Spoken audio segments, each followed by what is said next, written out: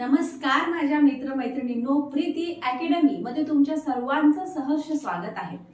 आपण बुद्धिमत्तेचे सिद्धांत बघत आहोत। आपण आतापर्यंत थर्स्टनची बहुघटक उपपत्ती बघितली आहे, त्याच्यानंतर आपण गार्डनर बघितले आहे, आपण स्पियरमन बघितले आहे, ओके, आपण जेपी दास बघितले आहे। आजच्या या व्हिडिओमध्ये आपण गिलफोर्डची उपपत्ती बघत आहोत। गिलफोर्ड हे जे एक मानसशास्त्रज्ञ होते, यांनी बुद्धीला कशा प्रकारे मांडले, ओके, त्यांनी अभ्यास करून बुद्धी कशी आहे, काय आहे मांडले, सर्व आपण बघणार आहोत। ठीक आहे। बुद्धिमत्तेचा हा जो गिलफोर्डचा सिद्धांत आहे, हा खूप जास्त महत्त्वाचा आहे, कारण हा प्रत्येक पेपर मध्ये विचारला जातो। ओके, बघा आपण स्टार्ट करू। बघा गिलफोर्डची उपपत्ती। आता बघा, बुद्धीवर बराच गहन अभ्यास करून संशोधन करून बुद्धी ही एक घटक, द्विघटक किंवा अनेक घटक ही उपपत्ती नसून ती 120 घटकांची बनलेली असते असे मत मांडले। बघा, गिलफोर्ड यांनी सर्वप्रथम काय म्हटलं, बऱ्याचशा मानसशास्त्रज्ञांनी म्हटलं की बुद्धी एक जिन्सी आहे, कोणी म्हटलं बुद्धी ही द्विघटक आहे ना, कोणी म्हटलं बुद्धी काय आहे की बुद्धी ही मानसिक क्षमतांचा समुच्चय आहे, बहुघटक आहे, मल्टीफॅक्टर आहे, असं म्हटलं, आपण अभ्यासलेलं आहे। ओके, तर पण यांचं म्हणणं असं होतं की बुद्धी ही एक घटक, द्विघटकची उपपत्ती नसून ती 120 घटकांची बनलेली आहे, असं गिलफोर्ड यांचं म्हणणं होतं। ओके, बघा पुढे बघा, 1959 साली बुद्धीचे जास्तीत जास्त घटक असतात हे सांगणारा हा एकमेव मानसशास्त्रज्ञ आहे, कारण यांनी म्हटलेलं आहे की बुद्धीचे हे 120 घटक असतात। ठीक आहे, आणि यासाठी यांनी संरचना पण मांडली। ओके, बघा लक्ष द्या, आतापर्यंत मानसशास्त्रज्ञांनी बुद्धीचे विविध घटक हे वर्णनात्मक, शाब्दिक, भाषिक स्वरूपात मांडले आहे, परंतु गिलफोर्ड यांनी बुद्धीचे स्वरूप संरचनेमध्ये मांडले आणि हे 3 मितीमध्ये त्यांनी एक स्ट्रक्चरच मांडलेलं आहे बुद्धिमत्तेचं, आणि त्या 3 मितीमध्ये मांडले। त्या 3 मिती कोणत्या हे आपण बघू। त्या 3 मिती आहे, एक तर तुमचा आशय म्हणजे कंटेंट, त्याच्यानंतर क्रिया म्हणजे ऑपरेशन, आणि निर्मिती म्हणजे प्रोडक्शन। यामधलं आपण, कारण की सिद्धांत खूप मोठा आहे त्यामुळे एका व्हिडिओमध्ये कंप्लीट होणे थोडं अशक्यच आहे, तर या व्हिडिओमध्ये आपण आशय बघून घेऊ आणि क्रिया व निर्मिती यांचे कुठले कुठले घटक आहे हे बघू, आणि नेक्स्ट पार्ट मध्ये आपण क्रिया निर्मितीला बघू। ठीक आहे, चला बघा लक्ष द्या।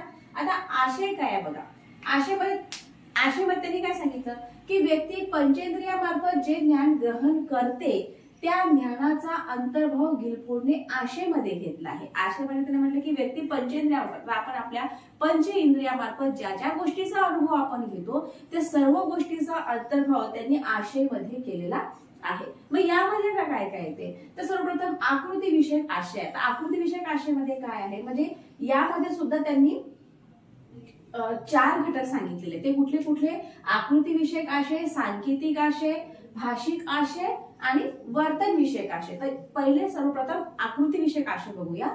दैनंदिन जीवनामध्ये मानव, प्राणी, पक्षी, फुले इत्यादी अनेक आकृत्या व्यक्ती पाहतो आणि या दृश्य व श्राव्य यांचा सहभाग असतो। तुम्हाला माहिती आहे, आपण दैनंदिन जीवनामध्ये काय असतो की वेगवेगळ्या प्रकारच्या आकृत्या पाहतो ना, आपण आकृत्या पाहतो, मानव पाहतो, प्राणी पाहतो, है ना, पक्षी पाहतो, फुले पाहतो ना आपण। तर या सर्वांना दृश्य म्हणजे या सर्व आकृत्या आपण पाहत असतो आणि या दृश्य व श्राव्याचा सहभाग असतो ना, काही दृश्य दिसते, काही ऐकू येते, काही होते ना अशा गोष्टी, तर हे सर्वांना आकृती विषयक आशयमध्ये यांनी मांडलेलं आहे। ओके, त्यानंतर बघा सांकेतिक आशय त्यांनी दिलेला आहे। त्याच्यावर त्यांनी सांगितलं की काही व्यक्ती मग संकेतावरून किंवा खुणांवरून ज्ञान प्राप्ती करत असतात। काही जे व्यक्ती आहे एखाद्या संकेतवरून किंवा खुणांवरून, बघा लक्ष द्या कसं, जसं गणिते खुणा झाल्या, प्लस मायनस, मल्टिप्लाय, डिवाइड हे झालं, त्याच्यानंतर चेहऱ्याचे हावभाव झाले, संकेत झाले, ही काही व्यक्तीला बरीच माहिती देत असतात। जे काही सांकेतिक आशय आहे त्यामध्ये ते म्हणले की व्यक्ती संकेतावरून आणि खुणांवरून ज्ञान प्राप्ती करत असतो। कसं करतो मग तो, जसं गणिती खुणा झाला, प्लस मायनस मल्टिप्लाय, ओके, त्याच्यानंतर कसं की चेहऱ्याचे हावभाव झाले, बरेच लोक असे की चेहऱ्याच्या हावभावावरून सुद्धा काय होते की त्यांना माहिती पडते की हा व्यक्ती सध्या काय विचार करता येते है ना. चला लक्ष द्या. त्यानंतर भाषिक आशय आहे. भाषिक आशयामध्ये त्यांनी म्हटलं की शाब्दिक किंवा भाषिक ज्ञानाचे स्वरूप यावरून हे पडतं. जसं आता बघा, उदाहरणार्थ हे पाणी गरम आहे पण माठातील पाणी हे थंड आहे. ही अशी साहित्यिक भाषा, ओके, साहित्यिक भाषा वापरली जाते. हे भाषिक आशयमध्ये येते. आणि त्यानंतर बघा वर्तन विषयक मध्ये त्यांनी सांगितलेले आहे की व्यक्तिवर्तनावरून व्यक्तीचे आचार विचार भावभावना मते कळतात. व्यक्तिवर्तन कसे करतो त्याच्यावरूनच व्यक्तीची मते मतांतरे भावभावना वगैरे आपल्याला कळतात. हे झालं त्यांचं आशय या घटकामध्ये जे काही घटक येत होते, भाग येत होते ते. त्यानंतर बघा क्रिया. आता ऑपरेशन मध्ये कुठले भाग येतात पहिले पाहून घेऊ.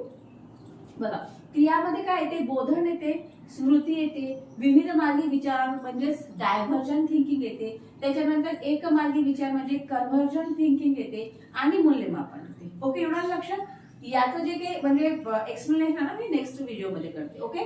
निर्मिती बघा, निर्मितीमध्ये काय घटक येते, वर्गवारी येते, संबंध येते, पद्धती, रूपांतरण आणि उपाययोजन. हे कशामध्ये येते तुमचं, हे निर्मितीमध्ये येते. ठीक आहे, आलं लक्षात.